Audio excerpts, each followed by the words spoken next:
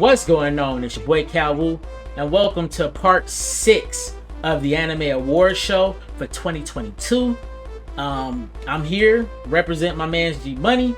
I'm gonna start off reading my list first, and then go to G Money's list this time.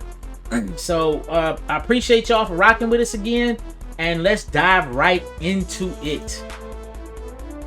First category: Best Score. It was a toss-up between Call of the Night and Tribe 9, but I ultimately had to go with Tribe 9. I just felt like the score that they used throughout the whole anime was perfect timing at every time that they changed up the music, just from the characters chilling, to them facing adversaries, for a new adversary to show up, for them playing the game, being in like terrible times, for them succeeding and being in great times, to them just chilling, them talking tactics. Just the score of this whole anime was amazing. So that's why I ultimately chose Tribe 9. For G Money, for best score, he chose Call of the Night, and I know exactly why. He chose Call of the Night because the music was so chill that you could definitely add it to a playlist and just vibe out.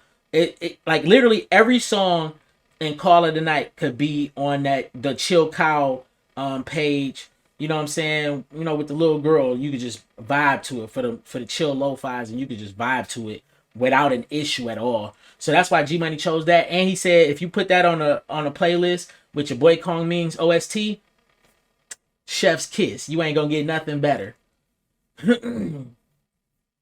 Best musical anime. Me and G Money both chose your boy Kong Ming. The music in that anime was just amazing, top notch. From Taijin to Eiko, just the way that the music that they put together was great. And not even just that, it was very unique for the type of anime that it was, where you did like I guess you can call it an isekai, like a reverse isekai, where instead of going to the past or going to an alternate universe, you kind of go to the future. And you got Kong Ming using tactics from War of the Three Kingdoms and applying those same tactics to the music business to help an unknown artist rise through the ranks. That right there was just unique as hell. Then the various songs that Eiko put out, you know what I'm saying? Some of them bring you tears. The way that you go through the journey with her and just kind of see how she grind and what she feels when she making those songs. The anime was clever, had great plot points, and it was just great. It was a great experience overall. There wasn't a music anime that was better than this. As an overall product, and that's why me and G Money both chose your boy Kong Ming as our best musical anime. Best antagonist / villain, me and G Money shared this as well. We both chose Shide from the anime Summertime Render. I chose Shide because Shide was crazy. He was like the villain behind the villain. It was like playing a video game and you like, yes, I beat the final boss. And then another boss pop up and was like, haha, you thought I was a minion, but I'm the real final boss. Haha. And the final boss that you thought was the final boss is my puppet. And it just made for he made for such a great villain. It was perfection in his villainry.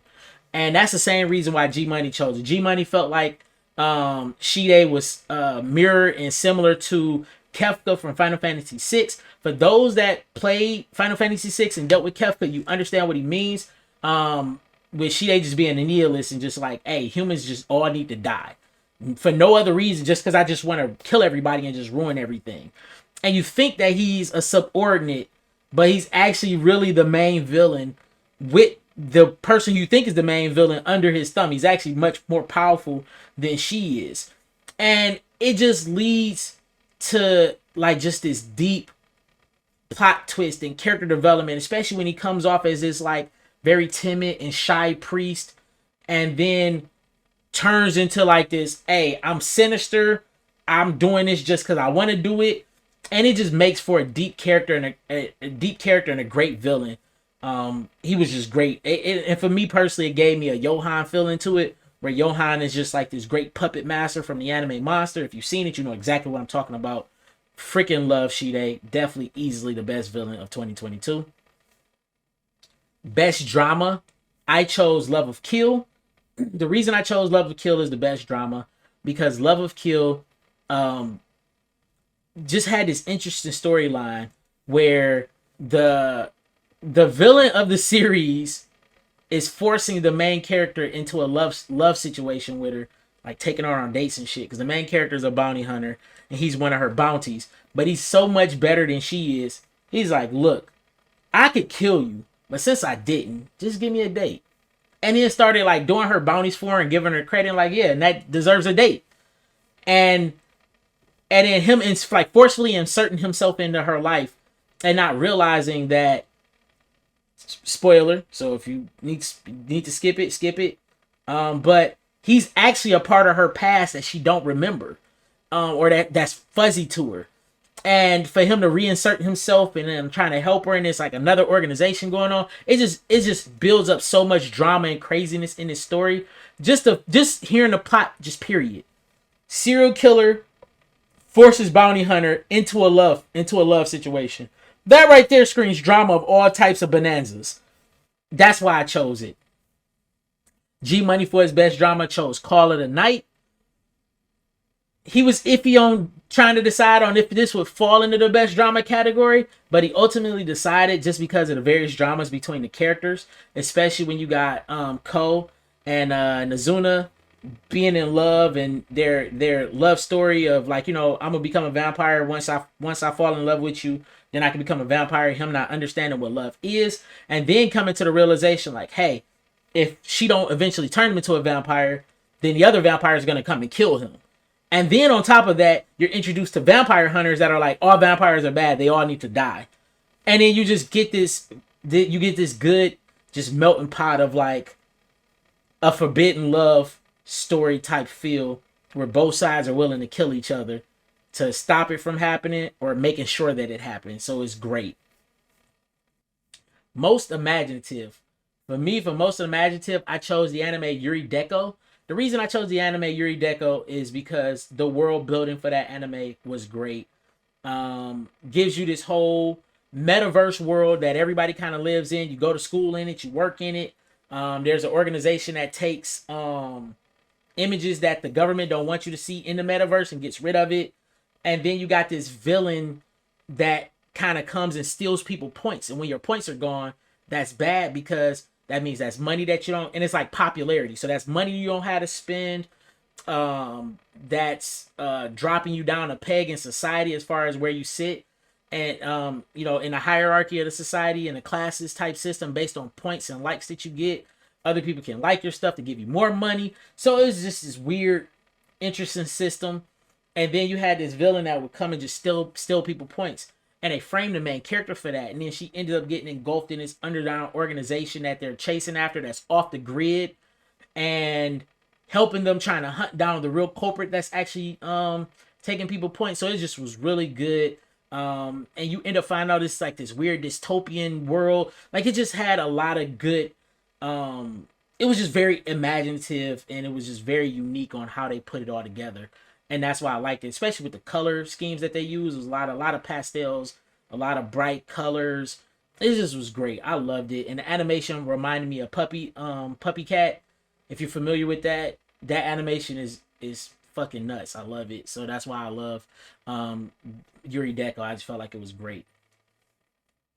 G Money's choice for most imaginative was Licorice Recoil, because it's the anime version of Minority Report without the sci-fi element, like without the high sci-fi element to it, for the simple fact that you got this government organization of an assassin guild that the government makes to pretty much kill people before they do crime, just like in Minority Report. But then you get this point where you get villains that find chinks in the armor in the system and exploit it and things of that nature. And all to promote the blissfulness and the blissful ignorance of to make a happy Japan. So G Money felt like that was very dynamic. It was very imaginative, even though we've seen it in Minority Report. Even though Minority Report was kind of like they're just doing it and it wasn't just based on happiness, like safety. He felt like the fact that they did it for happiness and to make a happy society, that was real dynamic and like dope. Best sci-fi. We've heard this name a whole bunch and we gonna hear it again. Summertime Render. Everything about that anime was perfection as of last year. Great character, great side character, great cast, great villain, great villain that you thought was a villain, but really ain't a villain, is just misunderstood. Great use of powers, great use of personalities. Just how they just put it all together was perfection with the looper element, and then on top of the looper element, you gave it the body snatcher element with like an alien entity. You know what I'm saying? Shadow entity. Like, it was just crazy. The series is nuts from top to bottom, and I couldn't choose anything else as my best sci-fi. It had to be this one. G Money for his best sci-fi, and once again, this is our last category. G Money for his best sci-fi chose Gundam, Witch of Mercury.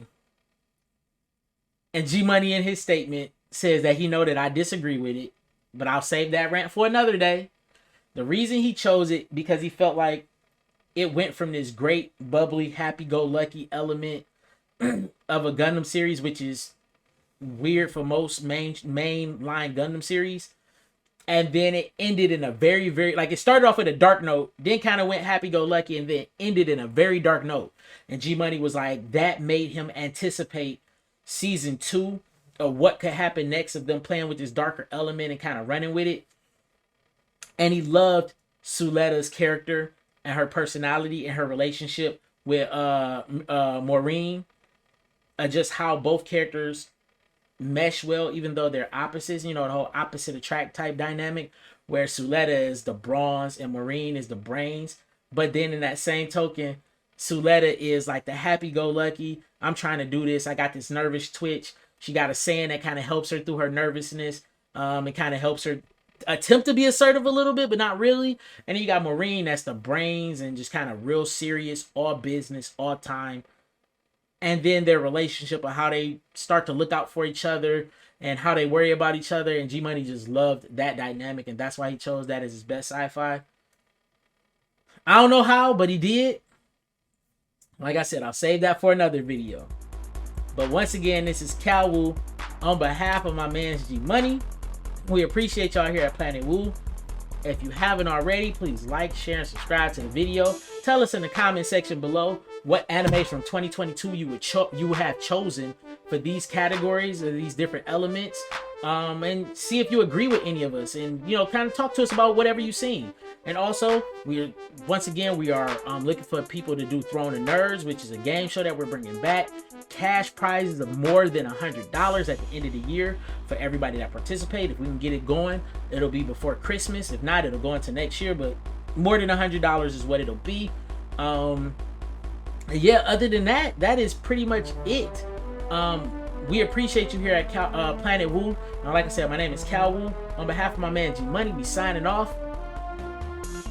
Peace.